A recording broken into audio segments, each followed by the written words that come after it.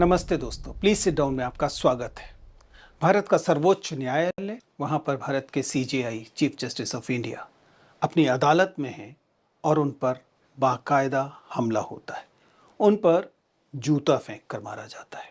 क्या यह जूता केवल जस्टिस गवाई पर फेंका गया, या फिर आपको भी लगता है कि यह भारतीय न्यायपालिका पर, संस्था पर, जुडिशरी पर हमला था?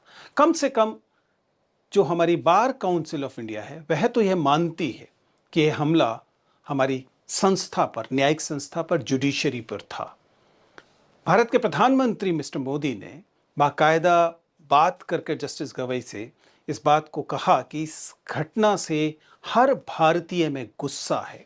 हमारे समाज में ऐसे निंदनीय कृत्यों के लिए कोई जगह नहीं है। लेकिन उसके बावजूद बहुत सारे लोग मन ही मन ये मानते हैं। अगर आप सोशल मीडिया को देखें तो आपको ऐसे कई कमेंट्स दिखाई देंगे जिसमें बहुत सारे लोग इसे जस्टिफाइड मानते हैं।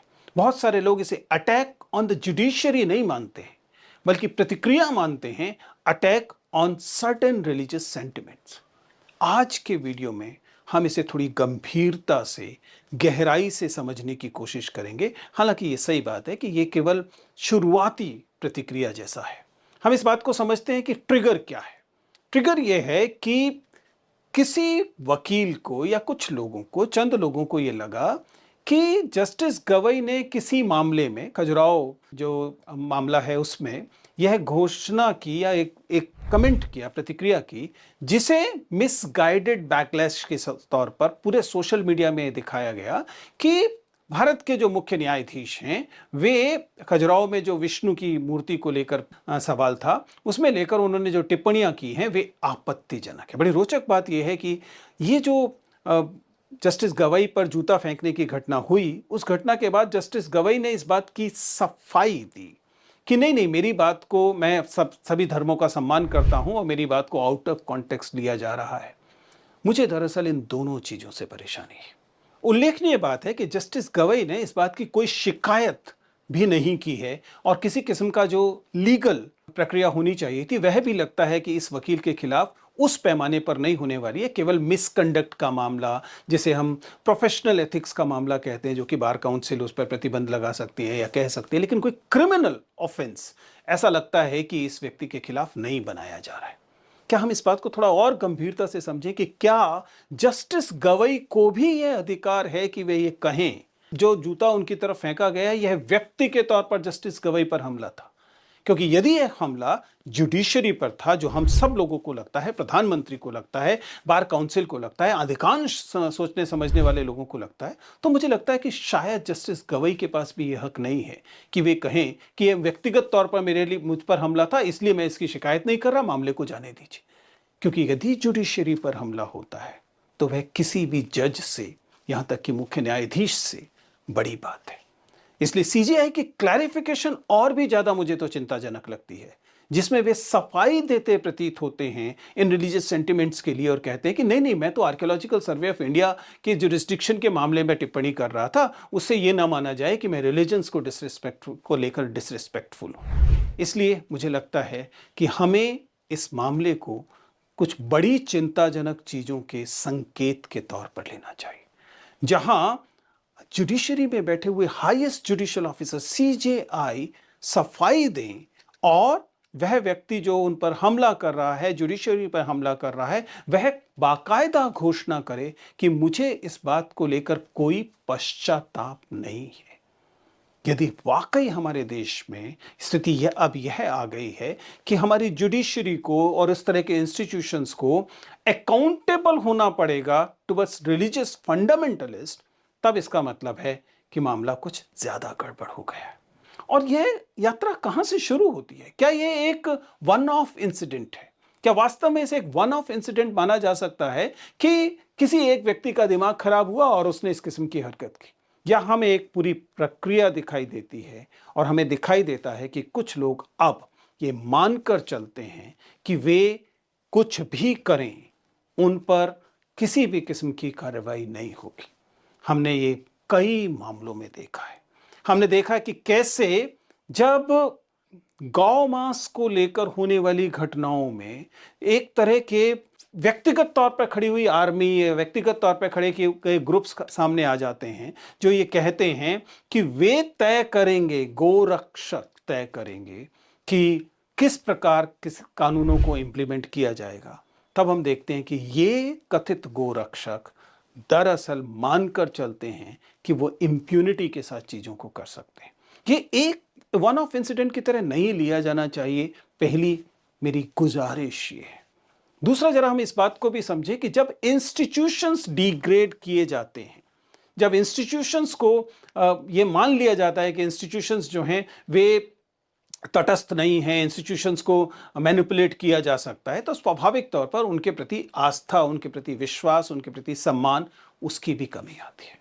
एक अन्य पक्ष यह भी है, और सोशल मीडिया पर इस पर लंबी चर्चा हो रही है, कि क्या चीफ जस्टिस ऑफ इंडिया अगर किसी ऐसे समुदाय से, किसी ऐसी जाति से, किसी ऐसे सोशल कैटेगरी से होते जो कि उच्च मानी जाती है, तब भी क्या इसी किस्म का हमला उन पर किया जाता? बहुत सारे लोगों का कहना है कि यह, चूंकि न्यायाधीश दलित समुदाय से संबंध रखते हैं, वो बौद्ध उनकी आस्था है, या वे दलित समुदाय से आते हैं, इसलिए उनके प्रति इस किस्म की हिंसा, उनके प्रति इस किस्म का व्यवहार देखने को मिला है। हम निश्चित तौर पे नहीं कह सकते कि ऐसा है या नहीं है, लेकिन यदि यह सवाल लोगों के मन में आ रहा है, तो फिर स्वाभाविक है कि इसे भी गंभीरता से लिया जाना चाहिए। सवाल यह भी है कि जब कोई व्यक्ति बाकायदा एक देश की सबसे बड़ी अदालत में इस किस्म की के एक्शंस लेता है, इस किस्म की हरकत करता है, तो उसे हम केवल एक व्यक्तिगत घटना मानेंगे, और वह भी व्यक्तिगत घटना केवल आक्रोश की अभिव्यक्ति कहकर छोड़ देंगे, या हम मानेंगे कि यह घटना एक आपराधिक घटना है और यह घटना दरअसल एक टेररिस्ट एक्ट है। याद कीजिए कि पिछले एक साल भर पहले जब संसद में एक छात्रा ने प्रतिरोध स्वरूप कुछ किया, तो उसके बाद बाकायदा उस पर टेररिस्ट एक्ट्स वाले जो प्रावधान थे वे लागू किए गए। माना गया कि संसद पर किए गई यह कार्रवाई को लाइटली नहीं लेना चाहिए, बावजूद इसके कि वह संभवतः किसी को नुकसान पहुंचाने के लिए नहीं थी, प्रतिरोध की अभिव्यक्ति के लिए थी, लेकिन वह गलत थी, निश्चित तौर पर वह गलत थी। लेकिन उस समय हम लोगों को याद आया कि यह एक तरह की आतंकवादी घटना जैसा है, क्योंकि जब आप इंस्टीट्यूशंस को डिग्रेड करते हैं, अंडरमाइन करते हैं, तो वह व्यक्तियों को अंडरमाइन करने से भी ज्यादा होता है। फिर ऐसा क्यों है कि इस समय हमें यह, बावजूद इसके कि प्रधानमंत्री स्वयं कह रहे हैं कि पूरे देश को इस बात पर क्षोभ है, पूरा देश इस बात पर क्रोधित है, फिर भी हम इसे एक छोटी घटना मानकर बहुत सारे लोग छोड़ देना चाहते हैं। इसलिए इस बात को भी ध्यान दीजिएगा कि यह घटना जोड़ी जा रही है इस बात से कि किसी धार्मिक समुदाय की भावनाओं को देश के मुख्य न्यायाधीश ने चोट पहुंचाई, इसलिए किसी व्यक्ति का ऐसा करना ठीक है। अब इसकी तुलना अन्य धार्मिक समुदायों से करने की कोशिश कीजिए। आप देखेंगे कि एक के बाद एक आपको ऐसी घटनाएं दिखाई देती हैं जिन घटनाओं में अल्पसंख्यकों पर हमले किए गए, अल्पसंख्यकों को उकसाया गया, अल्पसंख्यकों के खिलाफ बयानबाजी की गई, अल्पसंख्यकों के प्रतीकों को लेकर बयानबाजी की गई, या उनके साथ कुछ बुरा किया गया। इन तमाम चीजों के बावजूद कभी इस स्तर की जो कार्रवाई थी वह उधर से नहीं हो रही थी। कुल मिलाकर हम जो कहने की कोशिश कर रहे हैं वह यह है कि इस घटना को यदि आज गंभीरता से नहीं लिया जाता, तब देश का संविधान और देश की संस्थाएं मातहत संस्थाएं मान ली जाएंगी सर्टेन रिलीजियस सेंटिमेंट्स को लेकर। बहुसंख्यकों की धार्मिक भावनाओं के मातहत यदि लोकतांत्रिक संस्थाएं मान ली जाएं, तब यह देश के लिए बहुत चिंताजनक बात है। यह भी ध्यान रखिएगा कि जब हम इस तरह की घटनाएं देखते हैं, तो इन घटनाओं पर जो चर्चा सोशल मीडिया में होती है, उसके तेवर को भी पकड़ने की जरूरत है। इन घटनाओं के बहाने लगातार आपको हेट स्पीच देखने को मिलती है। ये हेट स्पीच कभी अल्पसंख्यक समुदाय को लेकर होती है, ये हेट स्पीच कभी कभी दलित समुदाय को लेकर होती है, ये हेट स्पीच कभी कभी ऐसे लोगों को लेकर होती है जिन लोगों के बारे में, जिन लोगों को एंटी नेशनल कह दिया जाता है, अर्बन नक्सल कह दिया जाता है, या इस तरह की अन्य संज्ञाएं दी जाती हैं। यानी कि इस तरह की घटनाएं एक अवसर दे देती हैं बहुत सारे लोगों की नफरत को और ज्यादा बलवती होने का और अभिव्यक्ति पाने का। अगर आप पिछले कुछ समय से देखें तो आप एक स्पाइक देखते हैं। 2025 में आपको लगातार ऐसी घटनाएं एक के बाद एक देखने को मिलती हैं। आपको कभी अल्पसंख्यक समुदायों के धार्मिक स्थलों पर हमला होते हुए दिखाई देता है, कभी आपको इस किस्म की अन्य घटनाएं दिखाई देती हैं, और कभी कभी तो कुछ सिस्टमिक चीजें भी दिखाई देती हैं। कुल मिलाकर हमें इसे थोड़ा गंभीरता से और इसकी जड़ को पहचानने की कोशिश करनी चाहिए। देखिए, ऐसा नहीं है कि भारत में कभी भी कोई ऐसा राम राज्य था कि विभिन्न समुदायों के लोगों के बीच में हिंसा नहीं होती थी, दंगे नहीं होते थे, वे आपस में लड़ते नहीं थे। सच्चाई ये है कि हमेशा होता था। एक अंडरकरंट हमेशा रहती थी, क्योंकि भारत में एक तरह का बहुलवाद, ऐसा बहुलवाद है जिसमें धार्मिक अभिव्यक्ति की अच्छी खासी आजादी रही है, लेकिन वह कभी भी मेन स्ट्रीम्ड नहीं था। एक महत्वपूर्ण पक्ष यह है कि ये घटनाएं हमेशा इनके प्रति एक किस्म की अवहेलना रहती थी। इसे लेकर कभी भी ऐसा नहीं था कि स्वीकृति की स्थिति समाज में होती हो। अब मेन स्ट्रीमिंग ऑफ हेट्रेड हो रहा है। अब पहली बार इसे मुख्य धारा माना जा रहा है कि आप नफरत को मुख्य धारा मान रहे हैं, नफरत को न्यू नॉर्मल मान रहे हैं, और यह स्थिति डरावनी है, क्योंकि यह उस संविधान के बेसिक टेनेट्स के खिलाफ है जिस संविधान की रक्षा के लिए ये इंस्टीट्यूशंस जैसे कि जुडिशरी, हायर जुडिशरी स्थापित होते हैं। अगर हायर जुडिशरी सेक्युलरिज्म और इससे जुड़े हुए जो आम लोगों के अधिकारों का सवाल है, उस मामले में खुद ही निशाने पर आ जाए, तो सोचिए कि आर्टिकल 32 से आप क्या अपेक्षा रखेंगे। किसी व्यक्ति के जब अधिकार छीनते हैं तो वह सुप्रीम कोर्ट जाता है और आर्टिकल 32 के तहत मांग करता है कि उसके अधिकारों को बचाया जाए। अब यहां पर चीफ जस्टिस बैठे हुए हैं और चीफ जस्टिस पर हमला होता है। वो कौन से आर्टिकल 32 के तहत किस इंस्टीट्यूशन पे जाएंगे, जिस इंस्टीट्यूशन की जिम्मेदारी है कि वह अन्य लोगों को इस किस्म की हिंसा, इस किस्म के अधिकारों के हनन से बचाएगा। अगर उसी इंस्टीट्यूशन पर हमला शुरू होता है और कारण फिर वही चीजें बताई जाती है। जरा सोचिए कि इस वकील ने क्या कारण बताए। इस वकील ने कहा कि मुझे देवी ने ऐसा कहा कि मैं ऐसा करूं। उसने यह भी कहा कि चीफ जस्टिस ने बुलडोजर जस्टिस को लेकर जो आपत्तियां व्यक्त की थी हायर जुडिशरी ने, उसे लेकर मुझे परेशानी थी। यह कौन सा परेशानी व्यक्त करने का तरीका है जिसमें आप इंस्टीट्यूशंस को अटैक करते हैं। लेकिन मुझे परेशानी इस व्यक्ति से ज्यादा इस व्यक्ति के कृत्य को मिल रही स्वीकृति से है। इस व्यक्ति के कृत्य को लेकर जितनी निंदा, जितनी आपत्तियां हमें समाज से दिखनी चाहिए थी, दुर्भाग्य से नहीं दिख रही। केवल वही लोग आपत्तियां और ऐसी अभिव्यक्तियां करते दिखाई दे रहे हैं जिन्हें बार बार मार्जिनलाइज किया जाता रहा है, एंटी नेशनल कहकर, सरकार विरोधी कहकर।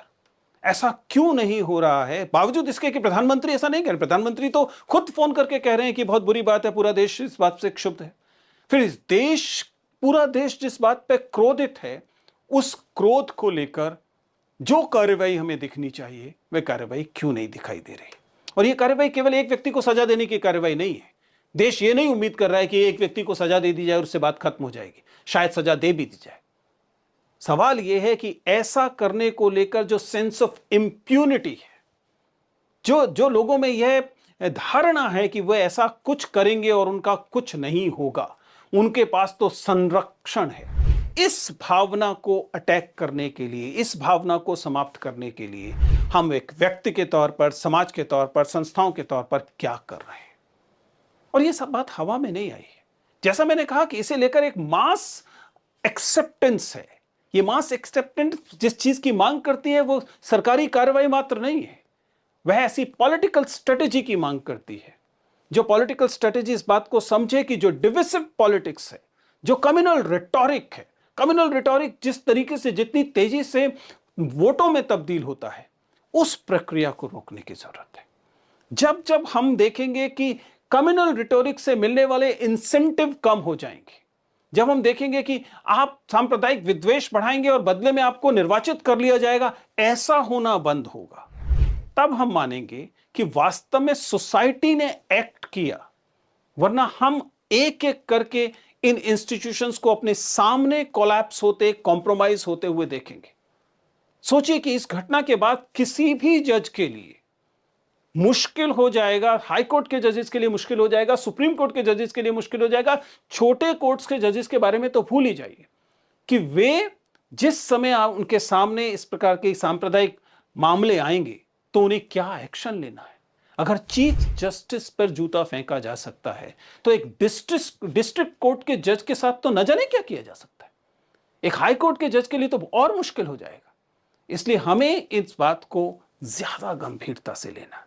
ये जस्टिस गवई के सम्मान का सवाल नहीं है, इसलिए मैं तो जस्टिस गवई की इस बात से भी सहमत नहीं हूं कि मैं तो इसे इग्नोर करने लायक बात मानता हूं, मैं इस पर कोई प्रतिक्रिया नहीं दूंगा, क्योंकि मामला जस्टिस गवई पर हुए हमले का नहीं है। मैं तो जस्टिस गवई को भी यह अधिकार नहीं मानता हूं कि वे इसको व्यक्तिगत घटना मानकर छोड़ दें।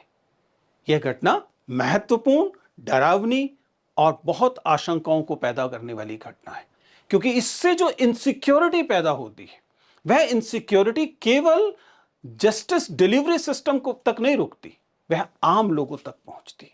सोचिए कि एक आम शिक्षक, सोचिए कि एक आम व्यक्ति जब इन विषयों पर अपनी राय रखने लगेगा भविष्य में, तो वह कितना डरा हुआ होगा कि इन मामलों पर उसे कुछ नहीं कहना है, क्योंकि अगर उन्हें इस मामलों पर उसने कुछ भी कहा तो फिर उसके साथ किस किस्म की घटनाएं हो सकती हैं। ये जो निर्भय लोकतंत्र हम लोगों ने खड़ा किया था, लोकतंत्र में जो अभय जो किसी नागरिक के पास उपलब्ध होना चाहिए था, मुझे लगता है कि यह घटना उस भय के, उस अभय के, उस निर्भयता के छीजने का एक उदाहरण है। इसलिए हमें यह लगता है कि इस देश के लोकतंत्र में ये एक बहुत डरावना, एक बहुत ही चिंताजनक दृश्य प्रस्तुत हुआ है और इसे लेकर हमें तुरंत चेत जाने की आवश्यकता है।